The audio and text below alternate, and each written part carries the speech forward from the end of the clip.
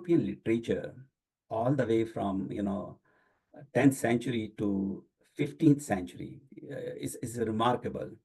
They have written about India in the glowing term. By the way, I'm not the first one to use the term Hindu science. This term was commonly used by the British.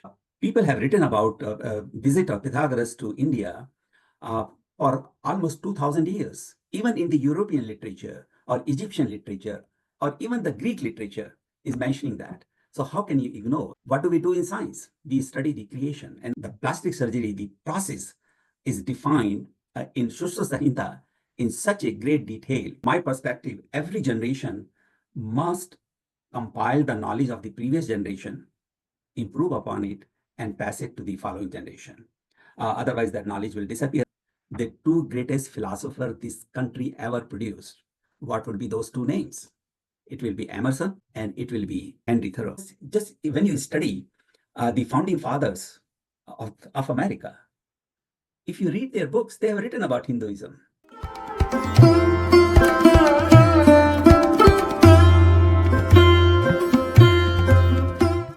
Namaste, everyone. And as we celebrate Hindu Heritage Month, we have with us Professor Alok Kumar, and he is a very interesting personality. I came to know about his work around 2016-17, and he is just a brief bio on his extensive career. He's a retired distinguished professor of physics at State University of New York at Oswego. And he has been teaching in American higher education for 3+ decades and has several research publications to his name. Plus, he has authored reference book, Science in Medieval World, as well as a history of science in World of Culture, Voice of Knowledge. He is a recipient of multiple fellowship and is active in field of atomic physics, chemical physics, and the history of science and science education. So I have his book in my hand. I have read it cover to cover. As I said, I came to know about his work around 2017, but I read this book just 3 years back, where it piques my interest, and I couldn't put it back because it covers very interesting part of history, which is often not known, in fact, to people with Indian and Hindu heritage. So we have seen that the book itself says ancient Hindu science, and on this subject we have seen so many claims, counter claims, right? And what to believe, what to not believe, where are the references, right? Where is the academic backing on those claims, right? So this is where Professor Alok Kumar's work is very much shine. He has put together really good book, and in fact he has an academic background, but when I read this book, it was very simple to follow and very much put together in a way anyone can pick it up, including teenagers, and relate with what he is saying. So with that, I welcome Professor Alok Kumar. Namaste, Alokji. Namaste, and thank you so much, Yagnichi, for inviting me. This conversation will allow me to share my thoughts on a topic that I dearly love, and in that process, perhaps also learn something from your viewers. Absolutely. So the first thing, I mean, it just come to my mind. What piques your interest to write this book? In fact, your entire career dedicated on this subject itself. So just give us some history behind what piques your interest and how you just connected with this field. Perhaps it was my destiny because I have no training in the history of science. I never took a history course. And I had no interest either. But fortunately, I grew up in the holy city, Haridwar, in a Brahmin family there. And after I did my PhD in atomic physics, I decided to leave the country. And I was the youngest child in my family. And my parents did not want me to leave the country. So there was a big argument between me and the parents, And when they realized that, I'm determined to go, they allowed me, but they asked me two things. I said, okay, promise us that you will do something for the country, means India, and you will do something for the religion. That means Hindu religion. And for me, leaving the country was important, so it was very easy for me to promise that. And so I promised, and then I thought, well, maybe I'm going to write a book about Hinduism. Because I grew up in Haridwar and I had a variety of experiences there.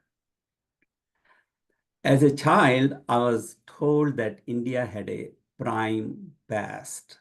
It was called as a golden bird. That means it was quite prosperous, quite rich, and that's part of the reason why Alexander the Great, Muslims, Portuguese, French, British, they all tried to come and invade the country. So I knew that India had a prime past. And I thought if India had a prime past, other civilizations must have written something about India. So I decided that, okay, I'm going to read, the Greek literature, Egyptian literature, Middle Eastern literature, and European literature to see what they write about India. And when I was reading that, it was a truly an eye opener, a knowledge that was never shared with me while I was growing up in India. In all these civilizations, they have written about India in glorious terms. And I thought, why don't we share this knowledge with Indians? So I found a book that was, written in Muslim Spain by a person, a Qadi, whose job was to enforce Sharia laws and in Spain and resolve, conflicts. So that was his job. And he lived during the 11th century. Now, 11th century countries did not know much about each other. I mean, no detailed, book was ever written with a global view. So he decided that he's going to write a book about the global history of science in 11th century. If I'm And not mistaken, pardon? if I'm not mistaken, his name is Said Al-Adlusi, right? Yes, that is correct. Saad Right. al-Andalusi, that is correct. So he, decided to write this book, and he also decided to rank different nations based on their contribution to science. And when he ranked it, he ranked India to be number one. This was a very popular book, during the medieval period in Europe. And so I decided that, okay, I must read this book. And when I tried to acquire it, I could not. And then I found out that, as a researcher, because I'm a trained researcher, Anytime I have problem, that's a good sign. That means I'm doing something new. Mm. So I became more interested in this project.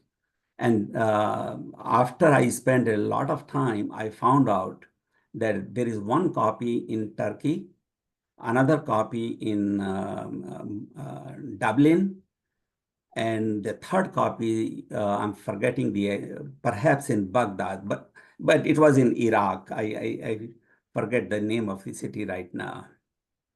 So I acquired these copies, and to make sure that they are authentic, they say the same thing. And once I acquired it, I decided to translate it and published a book, Science in the Medieval World. This is the book.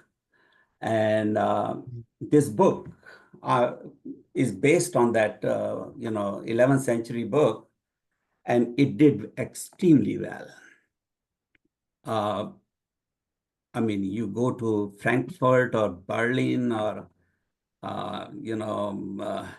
London or Paris or Sydney, you will find a copy of this book. However, till 2020, there was not even a single copy of this book in India, the Mm. country that was ranked number one. And I thought Indian media will pick it up, but that did not happen. And I have no clue about why it did not happen. Mm. So after that, since I studied these different civilizations, I decided to compile a history of science in different cultures. So I published this book, A History of Science in World Cultures, that was published from Routledge, London. And then I thought I should write a book on, Hindu science, which was my promise to my father. And I wrote this, Science in the, Ancient India. Sciences of the Ancient Hindus. So this book I wrote.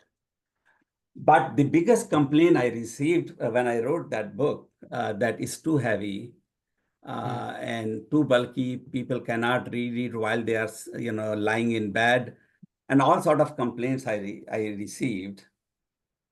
So I thought that I have to write a smaller book that is more concise, and this is how I ended up writing this ancient Hindu. Hindu science.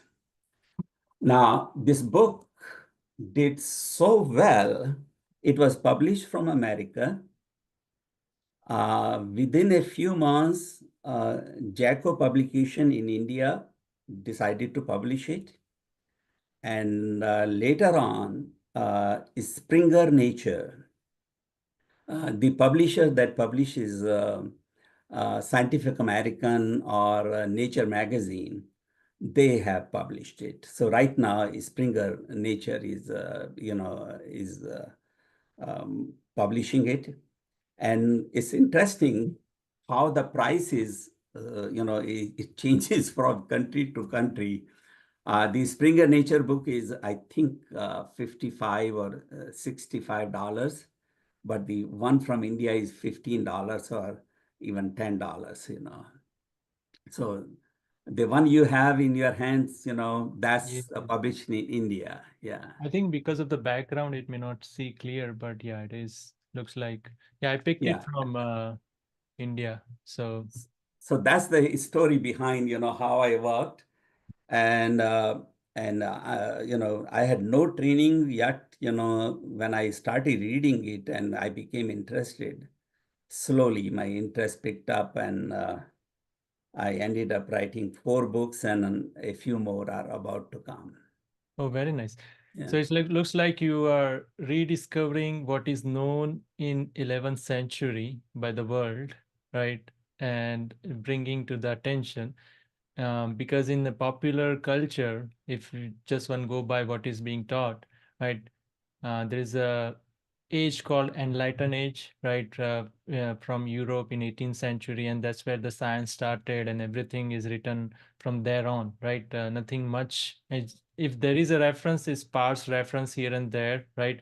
And not complete pictures which someone has put together to say that okay, it was not just one field or one just like a numerical system or anything like just came out from India, but it's a complete science by itself in maths, biology, chemistry, physics, right? In addition to the spiritual dimension, right? That is so true. And if you read the European literature all the way from, 10th century to 15th century, is remarkable. They have written about India in the glowing term. In 12th century, um, Pope decided that, he would like to colonize India. So in 12th century, he asked a scholar, his name is Roger Bacon, to write a book about, these countries which he wanted to colonize or Christianize. And so the book was written, is called Opus Majus. That's the title of the book in Latin. And in that book, if you read it, it's he has portrayed India in a glowing term. But later on, the literature that was produced, these Macaulay, children, they basically, demonized the culture and produced literature that was substandard. Yeah, absolutely. I mean, it's just pathetic in a level where we see that these days, where children learn about India's contribution and things like that, it start with the Mughals, right? In many occasions, in other occasions, they just reduce much of a part of a discussion to caste system, right? So that is after effect of what was started in 12th century, right? Where the colonization process completely reduced the India's contribution and history to very bad state. So with that, one interesting question always come to us saying that, okay, you are saying it is a science, Hindu science, right? You are kind of joining it with the religion perspective, saying that why not call it Indian science, right? Why call it Hindu science, right? So in fact, your book name or title itself, it is Hindu science. So how do you address that? Yeah, I was pushed, to change the title, and I did not. And let me explain the reason. By the way, I'm not the first one to use the term Hindu science. This term was commonly used by the British prior to independence. So if you read a book written on, Indian science that was written 100 years ago, they will use the term Hindu science. And so I did not invent that term. That term was already there, number one. Second thing is Vedas and Upanishads and Puranas. These are the books of the Hindus. There is no dispute about that. And since my book is based on these scriptures, I thought it's appropriate, that to title it, uh, you know, uh, Hindu science. I had a lot of problem as a result of that, but I'm very pleased that I did that. So I chose this Hindu science term because my book is based on Vedas, Upanishads, and Puranas. And I think the term India or Indian science, that would not be appropriate for such a book. Yeah, we'll come back to this question where we also want to ask you how the contribute contributor like Sushrut, Charaka, or Rishi Kanad, right? How the association for them goes hand in hand with science and spirituality, right? That is true. Yeah, yeah. I mean, their books or the information that they provided in those books are relevant even today, and we'll discuss that, when the time will come. Yeah. So earlier you mentioned that 11th century, right? It was written, the book was written by Said, right? And it is well acknowledged. And 12th century, that's when the intention of colonization start, right? And during the process, I mean, there is a clear tilt we can see, right? That how the tilt was turned against Hindus and India, right? However, still after our independence and even during last couple of century, why it is still not known that there is so much significant contribution has come from India. In fact, I point back to the academics, right? What is the reason for them to not acknowledge this? Uh, I don't blame the Western scholars for not acknowledging it now, because in most cases they do not know about it. The problem is, why don't they know about it? And that's where this is the colonial period when books were written that were Eurocentric. So intentionally, uh, contribution of ethnic civilizations were ignored. And so when they write about the history of science, they are writing the history of science in Europe, not a global history. So I think it's about time. It must change, and the process has already started. Uh, for example, Chinese science. Chinese government poured hundreds of millions of dollars and established institute in Cambridge, Needham Institute, and you know translated their work in English. Islamic nations poured large sum of money to work on Islamic science, but no such support was provided to Hindu science. Neither the government nor the private uh, organizations poured resources so that people could work. And so we are basically way behind, the um, other nations on this, but our contributions are so much, uh, we cannot be ignored, and now people are picking it up. And my feeling is, within my lifetime, we will be reading a very different history of science. So changes are about to happen. Mm. Islamic science is already partly incorporated in the global science. Chinese, not much so far, but Indian Hindu science, that will happen because of their impact in Europe. Absolutely. The story of the history of science will remain incomplete without the contribution of the Hindus. Yes. So this points to one interesting when I was reading your book, right? And some of the references which we cannot have completely, brought out in recent time. One of those is the Pythagoras one, right? Where it is very little known that he might have visited India and might have stayed at Rishikesh or Haridwar, Rishikesh or somewhere in Ganga, right?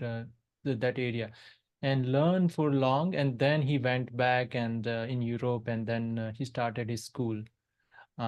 So those kind of thing, what do you see? I mean, is it something which is can be brought out, or there are credible still reference out there, and only just require research to be done? No, research is already done, and it is pretty well accepted thing. I mean, I have written articles about it in encyclopedia, and I never heard any criticism of that because it's all based on historical documents.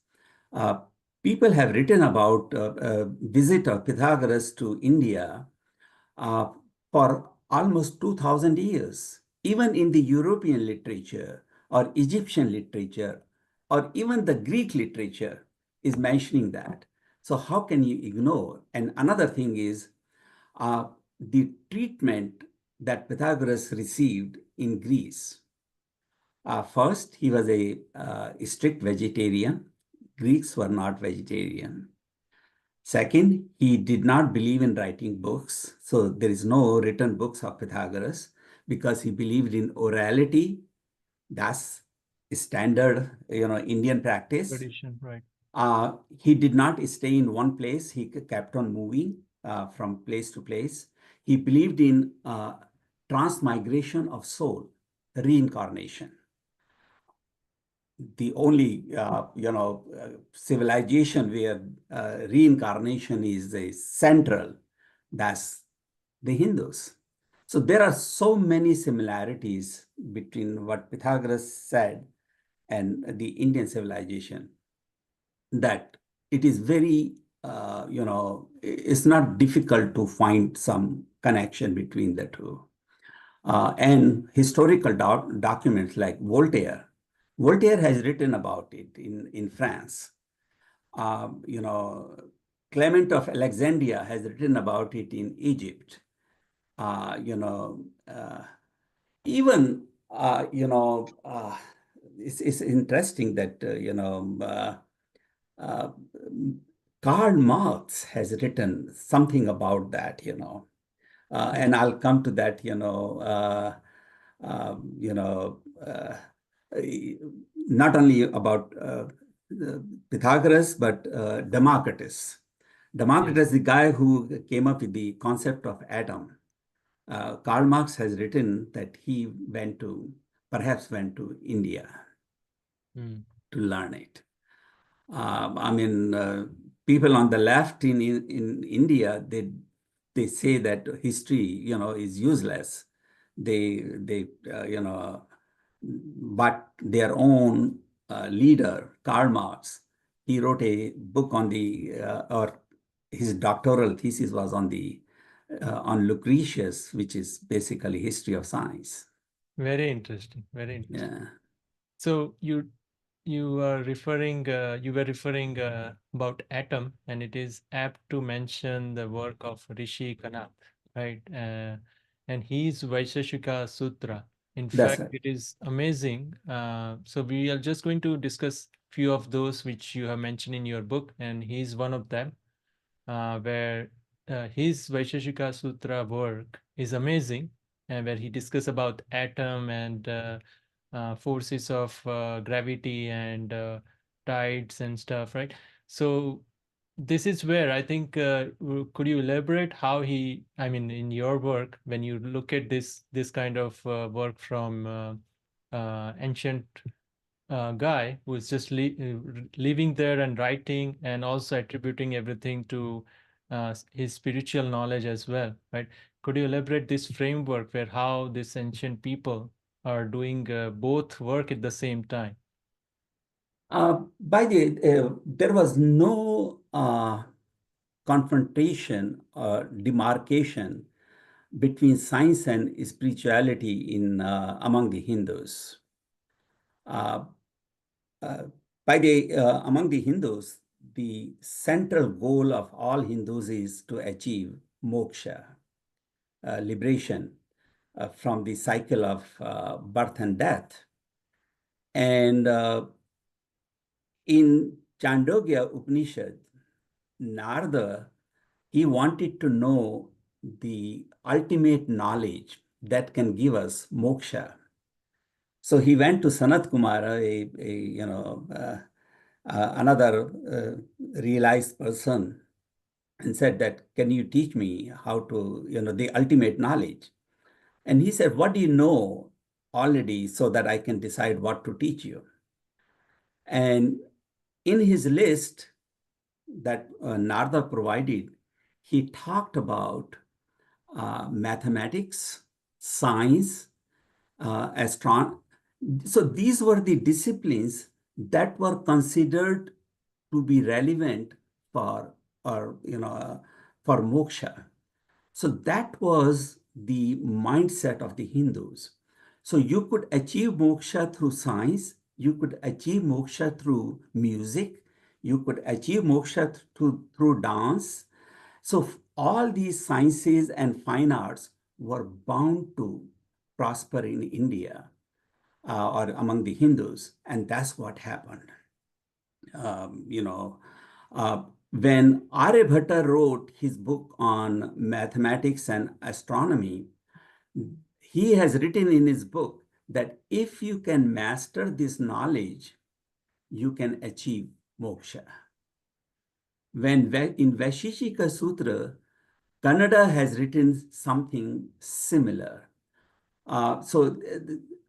Brahm Gupta and all these people, they were practicing astronomy or science or mathematics to achieve moksha. Moksha. So that was the mindset of the Hindus. And I want to, your viewers to think about it. Why do we think about God? What was the starting point? Who was the first person to think about that? Who is the God, or what's the nature of God, and so on?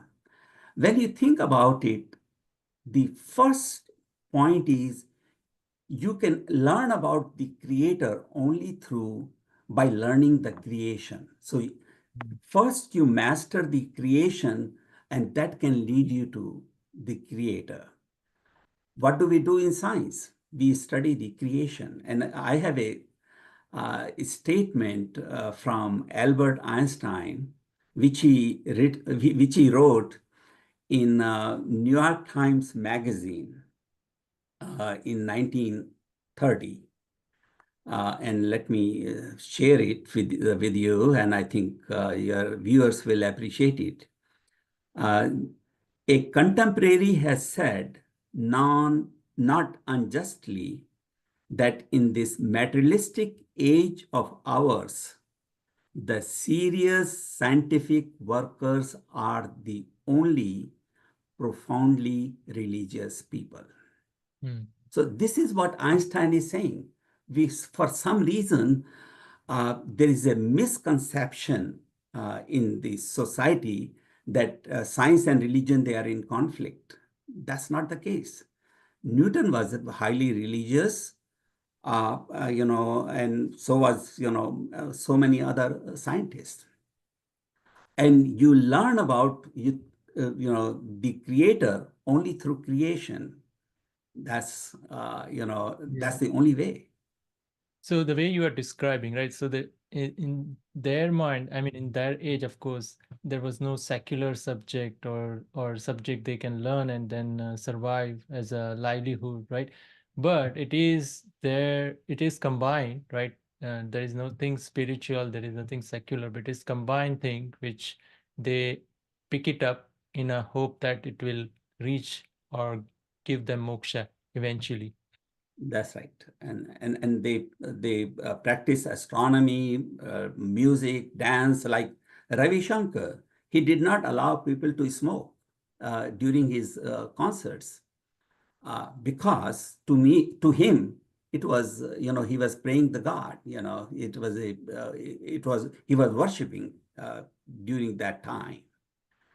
So you know Hindus, the music they have created, that dances they have, the fine arts they have produced, That's part of the reason they were bound to excel in all these disciplines Yeah, because of their mindset. so for these people, the work was divine itself, right? So they give That is right. much importance to the That's work, right. right? And they just pick it up and just consider as a sacred uh, duty to, Yeah, that's right. right, That's to elaborate on this direction. Yeah, mhm. so likewise, in the field of medicine, right? Sushruta and later Charaka, right? Could you elaborate on their methodology and how they were doing research?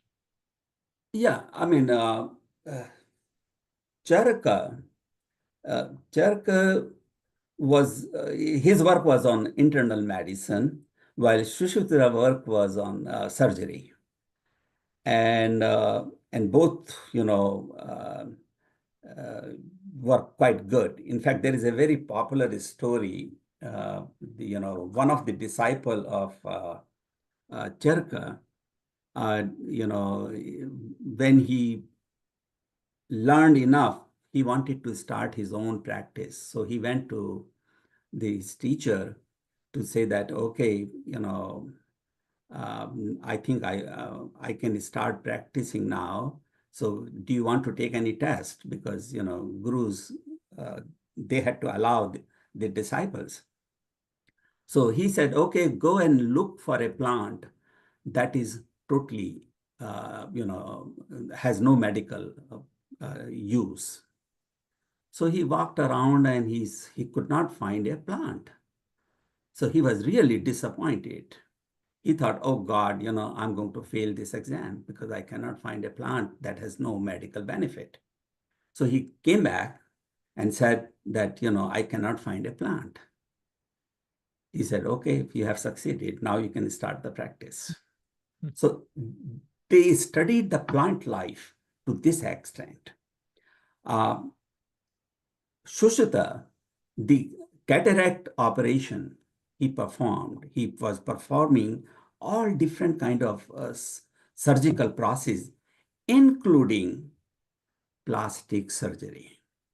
The plastic surgery, the process is defined in Shushta Samhita in such a great detail, and that's how it is practiced. The very first book written on this, in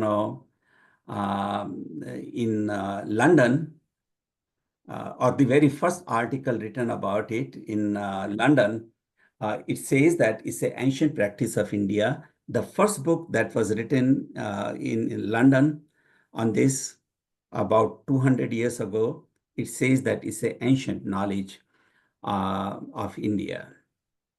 Now, today, I do not know. Some will acknowledge it, others will not. But it's a very interesting story. I do not know how much time you have, but let me share it with you. No, go I ahead. think your viewer will enjoy it. What happened was when British decided to capture India, they were fighting with Tipu Sultan.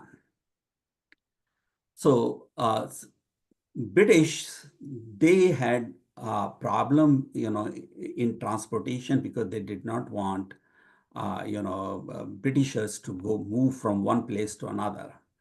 So they hired Indians uh, to do the transportation. When Tipu Sultan found out about it, he became mad. He captured those people, and as a punishment, he cut one of their hand and he cut their noses.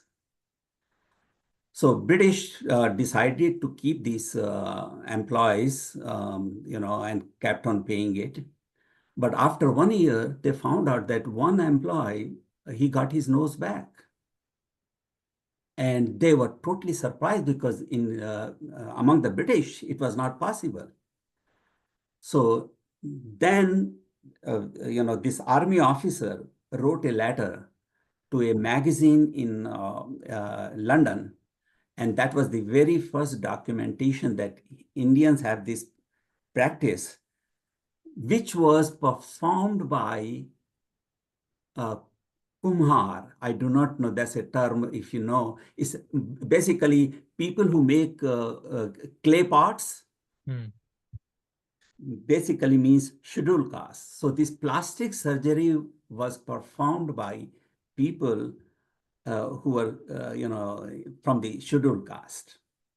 Oh, interesting. And then the book was written on, first book was written, in London on plastic surgery. Hmm. And in that book, which I have a copy of that book, it says very clearly that it's a ancient knowledge.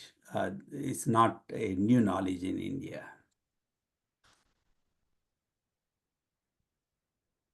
Yeah, interesting story. And that is documented. Otherwise, I think just by book itself or by going by the character, it is hard to assign the date to them because they are saying that there are multiple people by that name might have collected the work, right? Sushrut Samhita or Charak Samhita. Yeah, that's a problem with Indian literature, or that's a problem with the oral cultures. However, you go back, and another thing is, India faced so much of destruction in its history uh, that finding archaeological evidence is not very easy. I mean, we all know that what happened to Nalanda library, or libraries in Mathura and elsewhere, they were all burned. So how can you find a Right. ancient archaeological evidence? So those are the issues with the Hindu So, literature. while we are on this topic of knowledge destruction, it happens to be that there was a phase where the libraries were burnt by invaders in India. Do you see that happens to kill uh, the the knowledge they had compiled, right, and impacted overall thing or use of those knowledge uh, within India as well as outside of India? By the way, I have studied this particular topic at a great length, and I have written research articles also on this topic. See, when Alexandrian library was burned in Egypt, Egypt lost its glory, and it has yet to recapture that.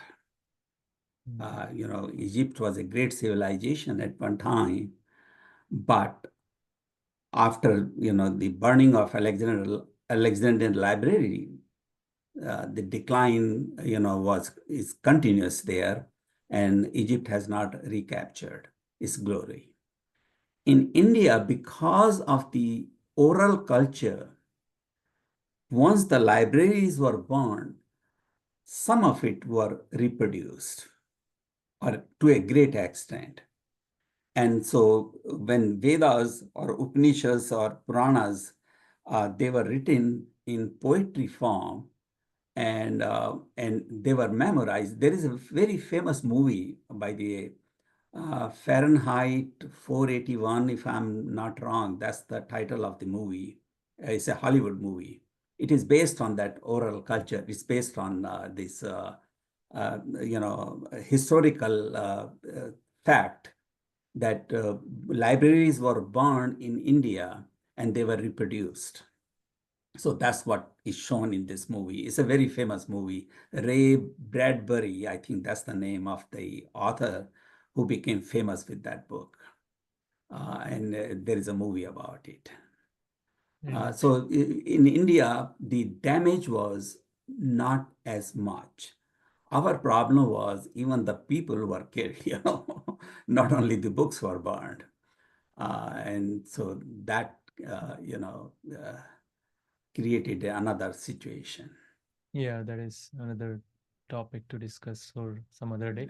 But in this regard, we also I noticed that in fact the as we see in today's world, right? It just someone is making the slight discovery and they run for patent and it just goes everywhere in documented and stuff, right?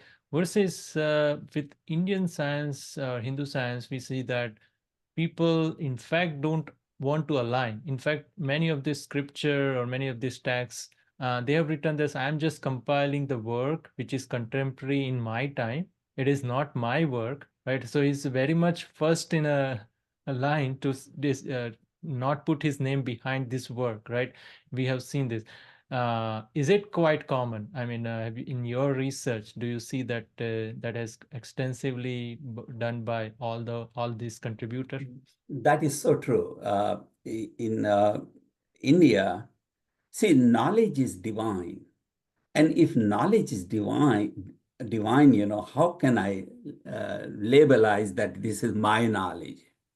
So it was a practice among the Hindus that they did not write the name of the author, or they did not patent it. I can give you one example, which is a very recent example. Jagdish Chandra Bose, a famous scientist, from Calcutta, who showed that plants have life, because before him, people did not believe that plants have life. And he studied plants. By the way, he was a physicist. He had no training in biology. He invented a large number of devices, and he refused to patent it because he said that this knowledge, it should go to everyone, and I should not, restrict it by patenting it. So there is a tradition of that in Indian tradition. And so Indians did not patent it. They did not, uh, you know, write the name of the authors, and that was the practice in India. And I can give you many, many other examples where people refuse to patent things. Right. Yeah, in that regard, it is somewhat the side effect of it is that sometimes it just this kind of knowledge goes out and it's claimed by others, right? And then Yeah, yeah, yeah. and that we have seen in recent times many of the ancient discovery, right, from India, they are claimed by other culture, right? Because India never claimed it, right? And that also affect the how the this entire thing get portrayed in textbook and learned by Hindu themselves, right? That is So, true. There is a because downside to that. yeah, it is the wrong side where kids, our own kids may not know that contribution, right? And they just get to learn the wrong side of it. As I mentioned, it's extensive about the caste-based thing, right? Which, Yeah, yeah, yeah, that is another thing. yeah. And now, I think you mentioned earlier that you are also still working to write many other books, and we are really eager to know what else you see. In fact, in this line where there are so many other things being discovered in the field, right? Archaeology wise, as well as new research in this field where people are finding out new text and lot many things can be discovered and researched. So we are really eager to know what next from your end. In my case, see, when we look at the global knowledge, means the knowledge, that is a compilation of knowledge from India, China, and so on. How much of it is coming from India? That people have not studied that much. Or, for example, what is the impact of India on China? I mean, just think about it. China, people do not change their religion overnight. They don't. Not even a single Chinese was killed, and China became a Buddhist country. That's an example that we won their heart, and and in that process we influenced them so much that a large number of visitors like Huan Song or Faiyan or Ising, they were taking this very difficult journey to India for learning, those stories, or for example, Indonesia, I mean, the word name Indo, why? Why Bali is a Hindu island? Cambodia, Thailand, Laos, Vietnam. I mean, if you go to Vietnam, you see a large number of Hindu temples and Buddhist temples. Why were they there? That story nobody has provided in great detail. And the impact of India on global cultures, that's something I have not, or, that's my focus right now. And so one of these days, you will see a book, about that.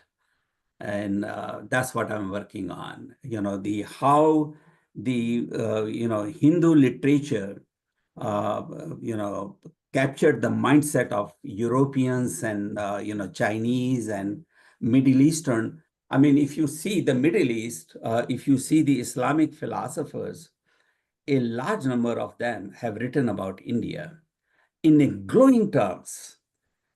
However, that knowledge is not common. Right. And so I think, it's my job to, my call to provide that information. No, I mean, it's a very interesting topic. So you are moving from science to culture and No, science will be a part of it. In fact, my focus will be on science. But yes, some examples will come, as a culture, influence from of outside culture. science. Yes. And See, in the our thing case, I is, mean, if you think about Hindus, it's very unique.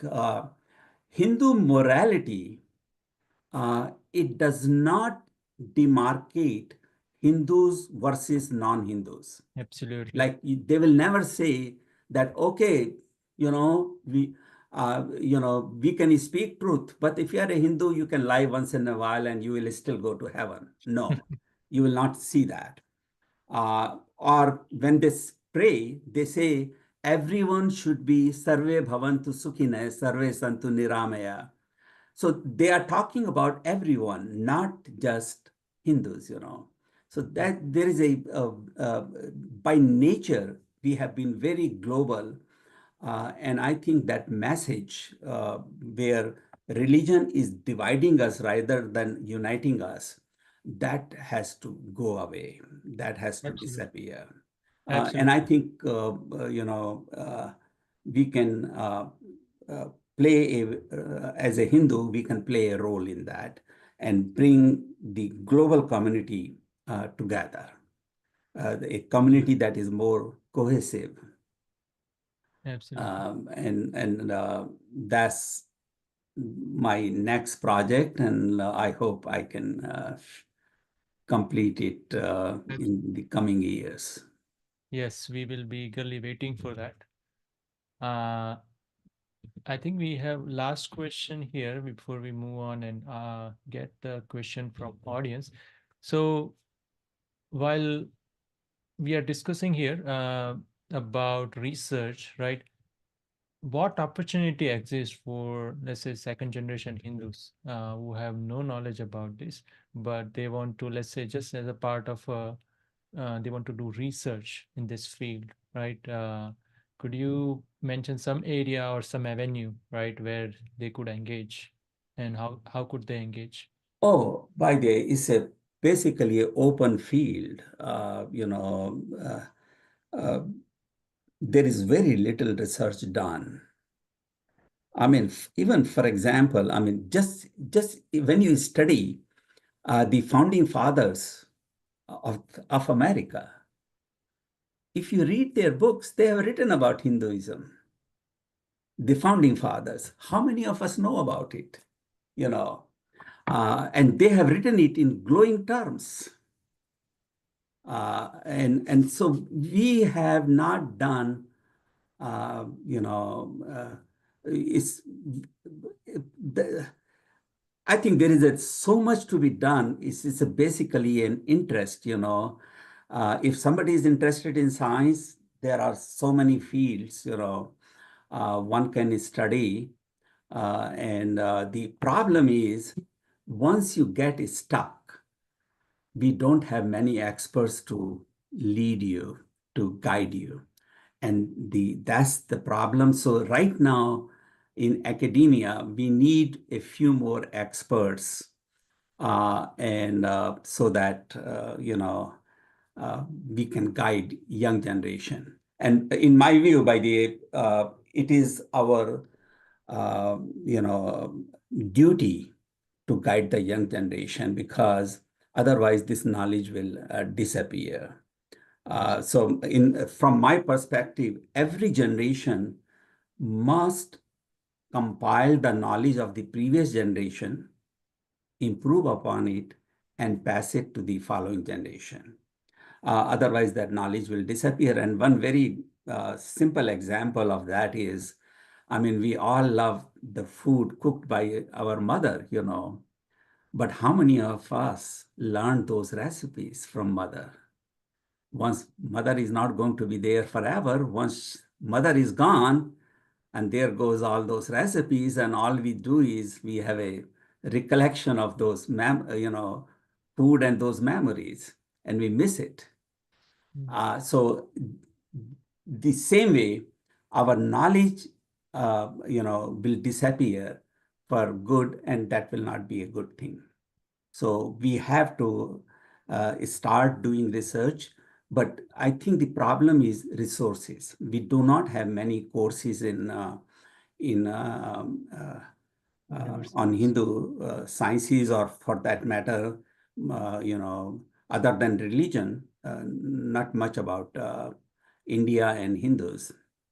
That has to change. But for that, I think resources have to be put, and unfortunately, that's a problem right now. Mm. It's So I think I'm leading to one question from someone has asked, and slightly connected, but yet disconnected, but yet I'm going to just put it out there for you to answer. Uh, Let me just first give background, right? For you, you give a very important data point. The American founder, they're writing the book, and their mention about India, right? So it's not even 200, 150 years old book, right? Where the things are still good for India. But these days, as it comes, how they teach India, how they teach Hinduism, right? It's all coming from the colonial history. As I mentioned earlier, right? Our kids are learning that our major contribution in this world is caste system. And there is a book which is now assigning the labels or assigning the responsibility of even slavery to caste system, and that to that matter Hinduism in India, right? So this is the background. They are, in fact, they are reading this kind of book. This is kind of book they are being in some of the school districts. They are asking them to read this kind of book. They are asking them to participate in a caste skid, right, where they divide the folks into four groups, and mention that okay, Brahman should be sitting top and just ordering people, other people, Shudra should be sitting low and just accepting their fate, and all sort of things goes on in this direction. I mean, we have horrible examples being received from parents and kids, and that psychological effect it is having on them, it's really bad. And the worst part we see, even after these kids learn things, right? But so much vilification has happened and is happening in mainstream, in their school, in between their peers. After knowing all this, even contribution of Hindus, they will say, okay, I don't want to identify myself as a Hindu here because there is so much baggage I have to justify, right? If I identify myself as a Hindu. So this is a stark reality we have in front of us, right? So here is a question saying that there are thousands of Hindu American youth who were taught that India was uncivilized and barbaric, and only know about caste system, what is being done to educate them urgently, how to teach them these magnificent facts. Yeah. First thing is we have to know about India ourselves so that we can guide other people. I'm going to give you another example. I talked about the founding fathers. Now, in philosophy, if you have to name just two persons in the history of America, the two greatest philosophers this country ever produced, what would be those two names? It will be Emerson Mercy. and it will be Henry Thoreau. Absolutely. Both wrote about Hinduism so extensively, and both knew Hinduism, studied Hinduism so extensively and wrote about it. How and their own preachings, own writings, you see, the impact of Gita and Puranas and Upanishads in their writing. Uh, how many of us know about it? Not many. And this is a recent history. I think this is a good data point, another good data point here, because what has happened that after that, all the self-help book, which do not mention about the datas or the knowledge, right? The understanding of mind and how to control the mind, and all this has come to the self-help industry, and these days all these books are distributing this knowledge, but they never acknowledge, or they cannot even trace back that it came from India, Yeah, right? yeah, So yeah. this is another really great data point. And there are examples after examples. We are so fortunate. And I say that, in many times in my lectures, that I feel so lucky that I'm from a culture where, I have spent most of my life in learning about the contributions of the Hindus, and I know so little Hmm. because the contribution is so much that it is practically impossible for any human being to know. So I think we need a very large number of people uh, to study it, document it properly in a language that, uh, uh, is now a norm or a standard in the West and globally. And I think that's what has to be done. By the way, I should tell you that as you mentioned, I have done very well in academia. I became a distinguished professor. And part of the reason was that I designed a course on, these ancient sciences. And when I designed that course and started teaching it, the first 2 or 3 weeks, my students hated me. They thought I have an agenda and I'm basically distorting. So I decided to construct the knowledge with their help. And at the end of the semester, I always received glowing remarks from them. And that's part of the reason I became a distinguished professor. So there is, a interest in learning, provided we can provide that knowledge, to them. So I strongly recommend people, to take a chance and construct this whatever they are teaching, that knowledge with the students' help, and I think it will be a story of success.